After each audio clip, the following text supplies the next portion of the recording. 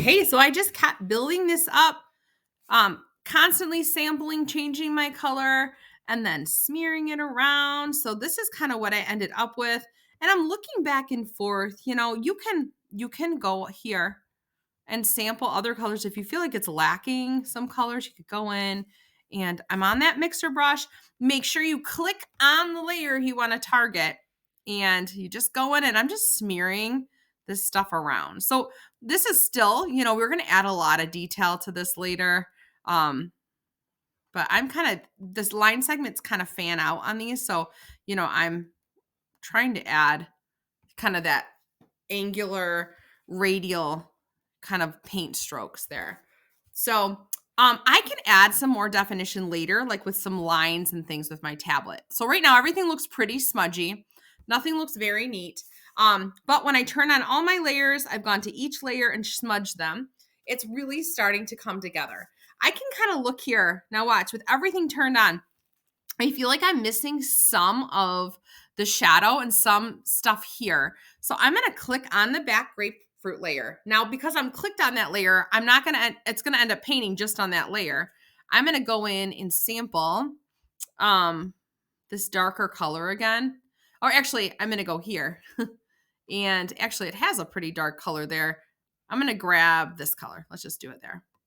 Because I feel like it needs a little more, like right here. And see, it's only going to put it on the grapefruit in the back because I'm on the grapefruit layer in the back. The other ones are turned on, but I can go on and I can start like adding a little darker color. I feel like it needs to be a little bit darker. Let me grab a little darker. Smudging it quite a bit, so it's getting rid of it. So I just want to make sure it's blended. It looks nice, and I feel like I need a little bit more up here maybe of that color. So I'm just looking around at the original photo and adding in this stuff. And don't worry about the edge. It's going to be very, very smudgy right now. We're going to go in and clean that up next. So the bigger your brush is, the more it'll blend as well. So make sure you have a soft edge brush. You might have to go kind of big with your brush. Okay, so this is still going to have speckles and things like that added to it after. So if it's not perfect, don't worry about it. You are going to modify that at another time. So I'm just kind of cleaning that up. And then once you get to this point and everything looks blended the way you want it, then you're going to go through and start cleaning up some of these smudged edges and areas with your eraser tool. So I'm going to just go ahead and like turn off all of these other ones. And this is why it was really important that the sketch doesn't need to be there, that I put everything on their own layer. So I can like erase things individually. Okay, so I need to go around here and I need to clean up this grapefruit edge. And I need to do this with each layer. I need to clean it up. So I need to make sure I click on the grapefruit layer. It's turned on. And then this is where I'm going to be pressing Control-Z a lot if I mess up. But I click the eraser tool and I'm going to go around and clean this up. So when you do this, I would suggest to get in really close and work closely to kind of clean up. And you can kind of start to see the pixels when you work in this way.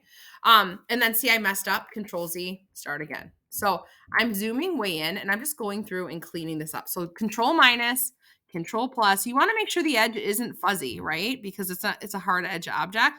Sometimes though, I will make the edge slightly soft. So like maybe 90% or something, just so it's a little more forgiving. So see how messy that looks? But if I zoom in and actually use a little bit larger brush, I can kind of just slowly eat away at that edge.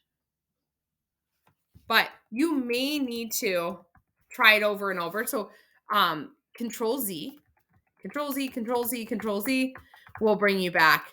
And you can only Control-Z up to like 50 times or 20 times or something like that. So eventually it will run out, but you're going to go in with your eraser tool, and sometimes even having a really big eraser is easier. It gives you a little more control if you're zoomed out. See that? Or zoom way in and really look up close at that. And my brush is at like a 90% hardness. So I'm going through and I'm just refining the edges. You don't want them to be soft though.